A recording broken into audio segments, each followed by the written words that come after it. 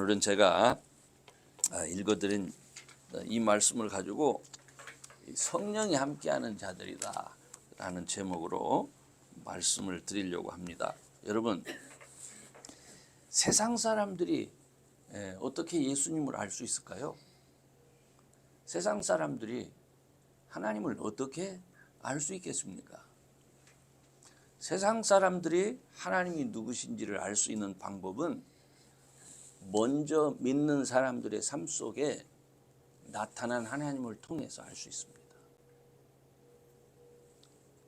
그렇기 때문에 하나님은 당신을 세상에 알리기 위해서 늘 먼저 사람을 택하십니다. 그래서 성경이 우리에게 말씀하시는 것을 보면 하나님이 어떻게 사람에게 찾아오셨고 또 어떤 사람을 택하셨는지를 성경이 늘 말씀하고 있어요. 그러므로 성경 66권은요, 이 성경책은 하나님이 자기가 택한 백성들을 위해서 하나님이 하신 일이 뭐냐 그걸 기록하고 있어요. 예를 들어서 여러분 우리 구약 성경 출애굽기 또 민수기 신명기 이런 말씀은 노예 생활을 하던 이스라엘 백성들이 애굽에서 모세의 인도를 받고 나온 다음에 광야 40년 동안 그들이 어떻게 살았나, 광야에서 그들이 어떻게 생존할 수 있었는가, 그걸 말하고 있어요. 구름 기둥이 지켜줬고 불 기둥이 지켜줬고, 여러분 이게 꿈 같은 얘기 같죠? 근데 그들이 광야 40년간 생존할 수 있었던 이유는 하나님이 함께 하셨기 때문이다 하는 것을 말하는 거예요. 그 다음에 또 여호수아의 인도를 받아서 이제 여호수아서에는 가나안 땅에 들어가지요. 그러니까 이것은 그들이 가나안에 어떻게 들어갔느냐, 어떻게 그 땅을 차지했느냐 하는 이런 모든 것들이 하나님이 그들을 위해서 무엇을 하셨느냐 하는 걸 기록하고 있는 거예요. 그러니까 하나님이 돌보심 없이는 그 민족은, 이스라엘이라는 나라는 존재가 불가능한 나라다, 그걸 말해주는 거예요. 그런데 그 사람들이 하나님의 인도하심을 받아서 가나안 땅에 들어가자마자 그 사람들이 제일 먼저 한 일이 뭐겠습니까? 더 이상 하나님 우리 간섭하지 마세요. 이제는 우리 마음대로 살겠습니다 하는 거예요. 하나님은 세상 사람들과 구별돼서 하나님이 친히 통치하는 나라를, 하나님이 친히 함께 하시는 그 백성을 세상 사람들한테 보여주기를 원하는데 그 사람들은 우리는 싫다는 거예요. 그래서 저는 여러분들에게 다시 한번 이 하나님이 우리를 위해서 하신 일들을 이렇게 설명하면서 오늘 우리의 신앙이 또 저와 여러분에게 있어서 하나님이라는 존재가 어떻게 나타나져야 되는가 하는 것을 말씀드리려고 하는 거예요. 하나님은요, 사실은 가나안 땅에 들어가자마자 이스라엘 백성들이 어떻게 될 것인가를 미리 아셨습니다. 그래서 하나님은 늘 그들에게 어떤 얘기를 하시냐면, 야, 내가 너희들한테 한 일을 잊어버리지 마. 제발 좀 기억해라. 그리고 너만 기억하는 게 아니라 네 자녀들에게 제발 좀 가르쳐. 이렇게 얘기를 해요. 이거 가르쳐야 된다. 그렇기 때문에 너희들이 가르치기 좋게 내가 한 가지를 만들어 줄게. 그게 뭔지 아십니까? 하나님이 그 자녀들에게 자기가 광야에서 애굽에서 행하신 일들을 잘 기억해서 가르칠 수 있도록 하나님이 만들어 놓은 게 뭐겠어요? 그게 절기요. 절기라는 말이 무슨 말인지 압니까? 유월절이라든지 초막절이라든지 그런 거죠. 오순절이라든지. 그러니까 그 사람들이 하나님 앞에 절기를 지낼 때마다, 절기를 지내면서 예배를 드릴 때마다 무슨 생각을 하는 거예요? 아, 하나님이 그때 이렇게 하셨지. 아, 그때 우리를 위해서 이렇게 하셨어. 이거를 기억하게 하는 거예요. 그런데 이제 더 중요한 건 그 자녀들은 모르잖아요. 그러니까 아빠, 엄마, 이거 왜 이렇게 해? 하고 틀림없이 물을 거란 말이에요. 그때 가르쳐 주라는 거예요. 하나님이. 그래서 여러분 한번 PPT 한번 볼까요? 신명기 4장 9절 또 6장 2절인데 먼저 4장 9절부터 읽어보겠습니다. 다 같이 한번 읽어봐요. 시작. 오직 너는 스스로 삼가하며 내 마음을 힘써 지키라. 두렵건대 네가 목도한 일을 잊어버릴까 하노라. 두렵건대 네 생존하는 날 동안에 그 일들이 내 마음에서 떠날까 하노라.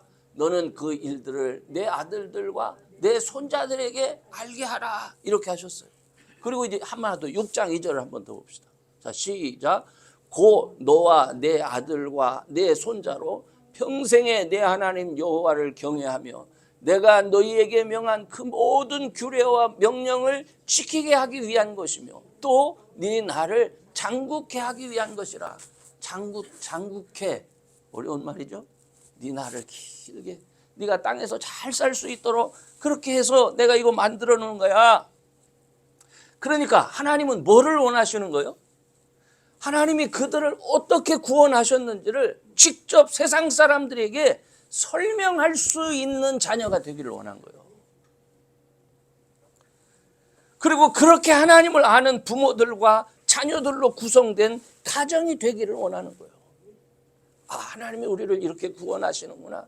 하나님이 우리와 함께 하시는구나. 이 모든 것을 아는 가정이 어떤 가정이겠어요? 하나님이 축복하시는 가정이 세상에 어떤 모습으로 나타나겠어요? 그러니까 너희들은 세상과 구별돼서 좀 이렇게 살아라. 이게 구약 성경이 우리에게 말해주는 거예요. 그런데 이것을 예수님도 이와 같은 방법을 사용하셨습니다. 예수님은 제자들에게 먼저 그 제자들이 나가서 다른 사람들을 제자 삼기 위해서 예수님이 제일 먼저 하신 일이 뭐죠? 그들을 늘 같이 데리고 다니는 거예요. 그들을 구원하는 것도 좋지만 그들 눈으로 예수님이 어떤 일을 행하는지를 확인시켜 주는 거예요. 기억시켜 주는 거예요. 그리고 그때마다 예수님이 하신 말씀을 기억시켜 주는 거예요. 그래서 성도들이 우리가 주님의 명령을 따라 우리가 오늘 예배하잖아요. 오늘날 예배는 많은 사람들이 하나님이 나에게 하신 일에 대한 기억이 없이 그냥 예배 드려요. 이게 가장 큰 문제예요. 우리가 하나님 앞에 나와 예배를 드릴 때는 이 한 주간 동안에도 내가 지난 1년 동안 기도해왔던 문제들, 내가 지난 한 달 동안 기도해왔던 문제들, 내 앞을 가로막았던 많은 장애물들, 이것이 정말 예수 믿는 믿음 안에서 주님 나를 극복하게 하셨고 이기게 하셨고 그럼에도 불구하고 나를 이와 같이 오늘이 있게 하셨습니다. 이런 감격과 기쁨 속에서 나와서 예배를 드려야 되는데 그래야 믿음이 견고해지지 않겠습니까? 근데 그냥 드려. 그냥 와서. 그리고 야, 교회 멋있다. 아, 누구 만나서 좋다. 뭐 그런 얘기.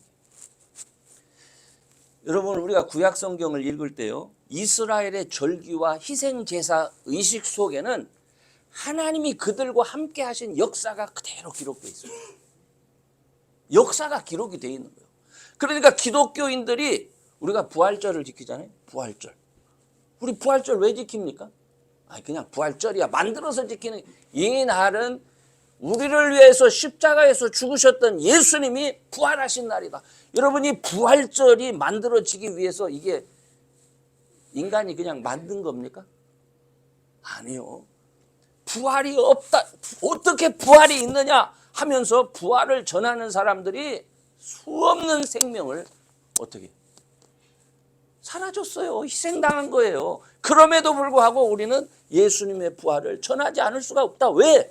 내가 봤는데, 내가 그분을 만났는데. 그래서 그 날이 정해진 거예요. 그것이 부활절로 정해지기까지는 몇 년 걸린 것 같습니까? 300년이 넘게 걸렸습니다. 300년이 넘게 부활절이라고 하는 그 예배, 이날이 부활절이야 라고 선포되기 전까지는 300년이라는 시간 동안 믿는 사람만 부활절을 지킨 거예요. 그러므로 성도들이 주님을 기억하고 예배 드릴 때에는 성령 하나님의 역사를 지금도 기대하면서 찬송과 기도를 드릴 수 있어야 되는 거예요. 여러분, 성경에 보면 바울과 실라가 빌립보 감옥에 갇혔습니다. 그런데 거기에 보면 밤중쯤 되어서 감옥 안에서 찬송과 기도를 한다고 나와 있잖아요. 왜 찬송과 기도합니까? 어려운 일을 당할 때에 예수 믿는 사람들이 하는 일은 뭐냐면 하나님 바라보는 거예요. 그게 예수 믿는 사람들의 특징이에요. 그렇기 때문에 어려운 일 당할 때 예수 믿는 사람은 염려하거나 걱정하거나 두려워하는 것이 아니라 오히려 그 가운데서 찬송하고 기도하는 사람들이 믿는 사람들. 근데 놀라운 것은 그런 일을 할 때에 야, 그거 찬송한다고 뭐가 되냐? 기도한다고 뭐가 되냐? 사람들은 그렇게 생각한단 말이에요. 그런데 그럴 때에 우리와 함께 하시는 성령 하나님께서 역사하신다는 거예요. 아니, 바울과 실라가 빌립보 감옥에서 지진이 일어나기를 바라서, 어떤 표적이 일어나기를 바라서 찬송하고 기도했습니까? 아니, 그들은 그냥 하나님 앞에 모든 것을 내어 맡기고 그 어려운 중에 찬송과 기도를 하는데 기대하지 않았던 표적과 기사가 일어나는 거예요. 기대하지 않았던. 오늘 우리 주변에 보면 지나간 과거를 보여주는 교회들, 학교들이 많습니다. 성령이 역사했던 엄청난 어떤 흔적을 갖고 있는 대학들이 있습니다. 여러분이 아주 잘 아는 하버드, 정말 대각성운동, 대부흥운동의 시발점이 됐던 학교들입니다. 또 예일, 프린스턴, 윌리엄스, 브라운, 이 대학들이 전부 종교적인 대각성 운동이 있었던, 정말 하나님이 놀랍게 미국을 참 이렇게 사랑했던, 그리고 세계 선교를 주도했던 그런 역사를 주도했던 그런 대학들입니다. 지금은 여러분도 다 아시다시피 이 학이 동부의 아이비리그로 여전히 유명하잖아요. 그죠? 그런데 여기에 더 이상 하나님의 역사는 없습니다. 이들은 성경을 때로는 부정합니다. 영적인 인본주의로 가득 차서 더 이상 성령의 역사를 나타내지 못하고 있는 것을 볼 수가 있습니다. 저는 이런 일이 너무나 안타깝습니다. 저는 이런 일이 더 이상 우리들 안에 일어나기를 원치 않아요. 우리 하나 더 볼까요? 로마서 8장 9절. 로마서 8장. 이걸 안 했네요. 로마서 8장 9절에 보면 하나 뒤로 넘기면 고린도가 나오죠. 예. 거기에 이런 말씀이 나와 있어요.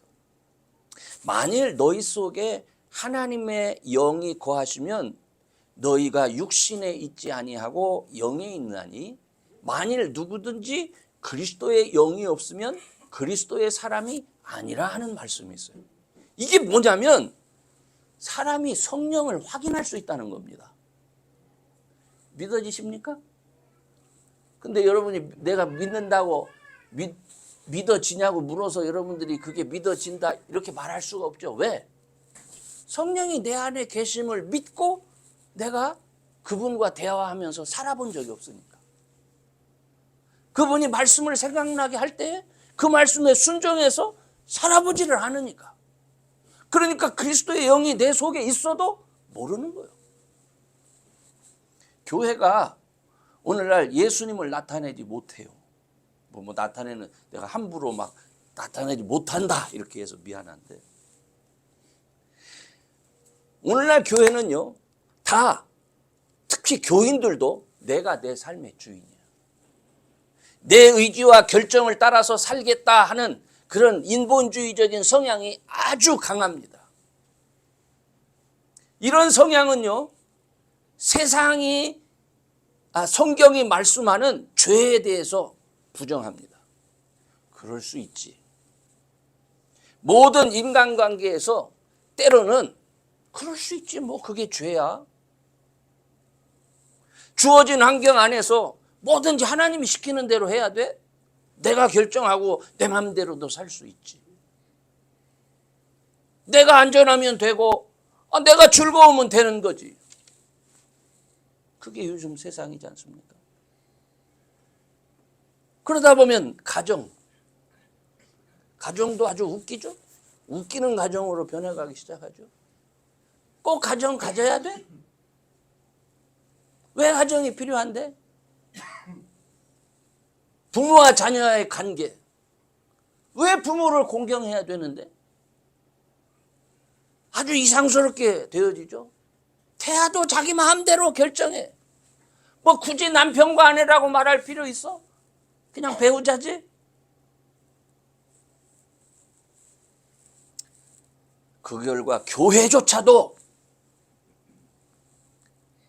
하나님의 생각, 하나님의 마음을 따르는 것이 아니라 세상과 마찰 없이 살 수 있도록 잘 도와주는 곳이 되어가고 있습니다. 그래서 많은 교회들이 세상 살기에 편안한 메시지를 전해줍니다. 죄가 무엇인지를 가르치지도 않습니다. 돌이켜서 주의 은혜를 사모하고 믿음 따라 살려고 하는 그런 교회들은 점차 사라지고 있습니다. 이렇게 사람이 주인된 교회에서 하나님의 성령은 항상 문 밖에 서서 두드리는 모습. 내가 문 밖에 서서 두드린다. 제발 좀 나하고 같이 하자. 그러다 보니까 자기 삶 속에서 성령 하나님의 일하심의 증거들을 보여줄 수 있는 믿음의 사람들이 정말 희귀한 세상이 됐습니다. 교회와 성도는 성령 하나님이 함께 하시고 또 그의 능력을 따라 일할 수 있는 모임이 돼야 돼요. 성령 하나님이 함께 하시고 그의 능력을 나타낼 수 있는 그런 개인들이 돼야 돼요.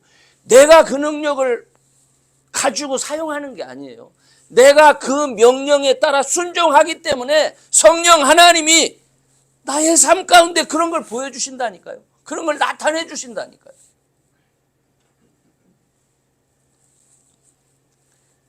저는 성령 하나님을 여러분 마음 중심에 아주 적극적으로 그분을 모셔드릴 수 있는 그런 분들이 되시기를 주의 이름으로 축원합니다.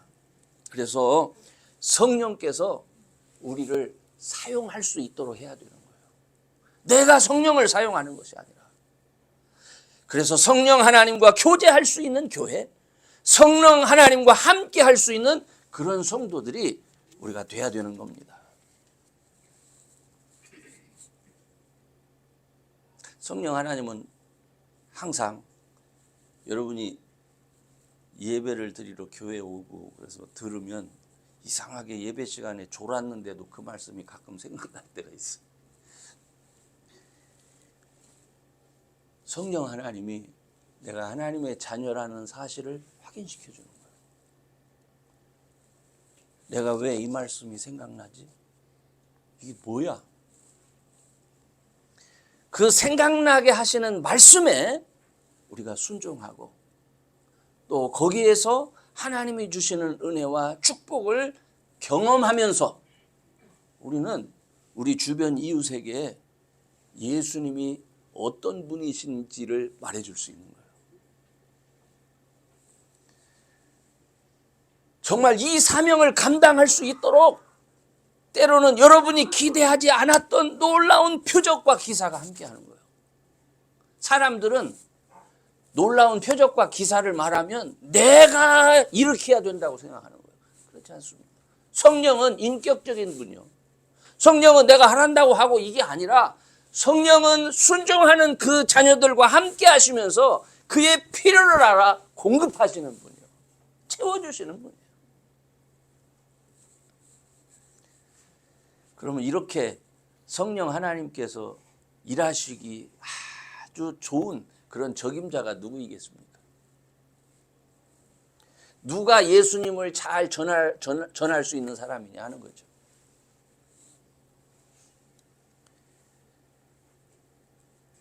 당신의 일을 행하기에 가장 적합한 특별한 사람, 하나님이 선택할 수 있는 특별한 사람.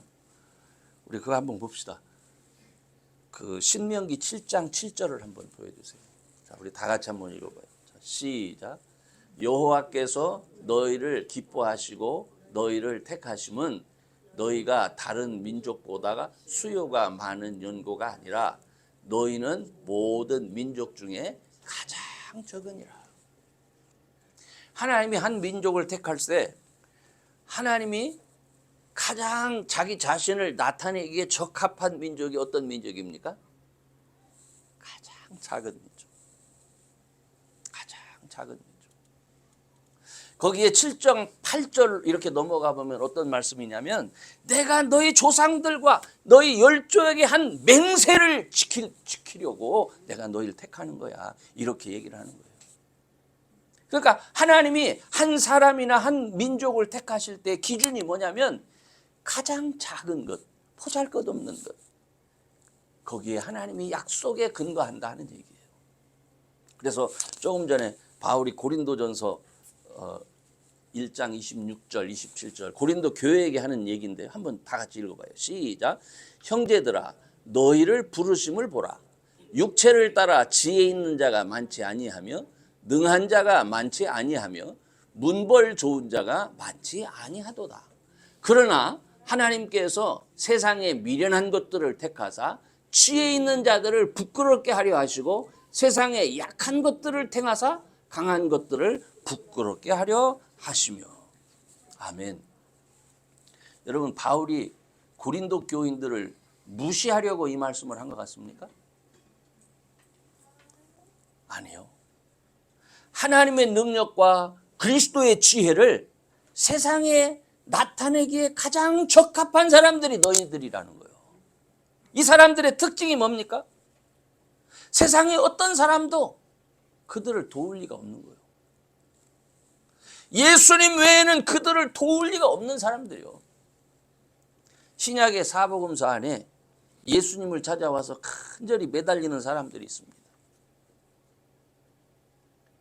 옷자락이라도 잡아보려고 사력을 다해서 주님 12의 혈루증 든 여인이 나오죠. 사마리아와 갈릴리 사이에서 10명의 문둥병자가 주님 지나가신다는 소리를 듣고 다윗의 자손 예수여, 다윗의 자손 예수여 사력을 다해서 얼마나 절박한지 모릅니다.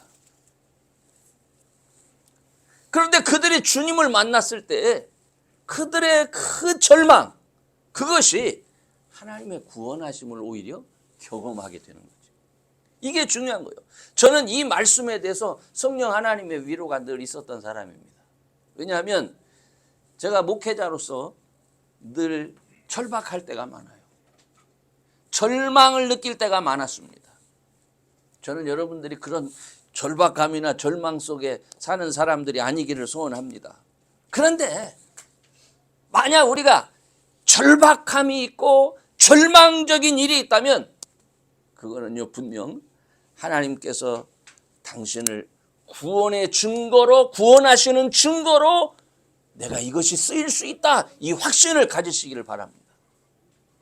그래서 어려운 상황을 오히려 주님을 만나는 그런 기회로 꼭 삼으시기를 바랍니다. 왜냐하면 오히려 그것이 하나님을 만나는 기회이기 때문에 그렇습니다. 나사렛 예수여 우리를 불쌍히 여기소서 이렇게 소리쳤던 문둥자들, 내가 저분의 옷깃만 잡아도 내 병이 낫겠다 하는 간절함, 주여 할 수 있거든 좀 어떻게 좀 해봐 주세요 이러면서 주님 앞에 나갔던 사람들 모두가 고침을 받았습니다. 저는 하나님의 구원하심을 세상에 증거하는 사람들의 특징은 어떤 사람인지 아십니까? 힘 있는 사람이 예수를 증거할 것 같아요? 권세 있는 사람이 예수를 증거할 것 같습니까? 아니요. 심령이 가난한 자, 애통하는 자, 의에 줄이고 목마른 자들이 그들이었습니다. 하나님은 그들과 함께 하셨고 그들의 기도에 귀를 기울이셨고 그들의 소원을 들으셨고 그들을 축복하셨습니다. 저는 우리 성도들이 정말 하나님을 경험하는 삶이 여러분의 삶 속에 정말 이루어질 수 있기를 간절히 소원합니다. 우리 주님은요, 세상 끝날까지 내가 너희들과 함께 하겠다 이렇게 약속하신 분입니다. 그래서 우리를 분명하게 그분이 증인이 되게 하시려고 성령 하나님을 우리한테 보내주신 거예요. 여러분과 함께 하시는 증거가 있어야 세상에 여러분을 통해서 하나님이 정말 살아계셔, 하나님이 정말 믿는 자들을 위해 일하고 계셔 하는 것을 나타내 보일 수 있지 않겠습니까? 이제 결론적으로 말씀을 드릴게요. 오늘 이 말씀을 마치면서 전 여러분이 이걸 꼭 기억했으면 좋겠습니다. 우리는 하나님께서 당신의 능력을 나타내기에 아주 적합한 사람들입니다. 강하고 능력 있는 사람이기보다는 약하고 아픈 데가 너무 많아요. 부유하고 힘 있는 사람이기보다는 가난하고 연약해서 필요한 것이 많은 사람입니다. 가문이 좋고 배움이 많은 유식한 사람들이기보다는 어쩌면 내세울 것 없는 그런 민초 중에 한 사람들이요. 살아남기 위해 치열하게 사는 그런 사람들 중에 하나입니다. 그래서 하나님의 은혜와 도우심 없이는 웃을 수 있는 날이 별로 없는 사람들이요. 이런 환경은 세상 사람들에게는 불평일 수 있습니다. 그렇지만 예수님을 믿은 후 이런 환경은 주의 도우심을 구하며 하나님 앞에 가까이 갈 수 있는 기회가 되는 겁니다. 그래서 우리의 약함 속에 오히려 주의 능력을 나타내 보일 수 있게 되는 겁니다. 여러분, 우리의 약함이나 무능력은 하나님을 나타낼 수 있는 기회입니다. 그러니까 부족함이나 약함 때문에 두려워하고 절망하지 않기를 바랍니다. 오히려 그 문제를 가지고 우리 안에 계신 성령 하나님과 교제하면서 그의 도우심을 받고 세상에 하나님을 나타낼 수 있는 그런 저와 여러분 되기를 주의 이름으로 축원합니다.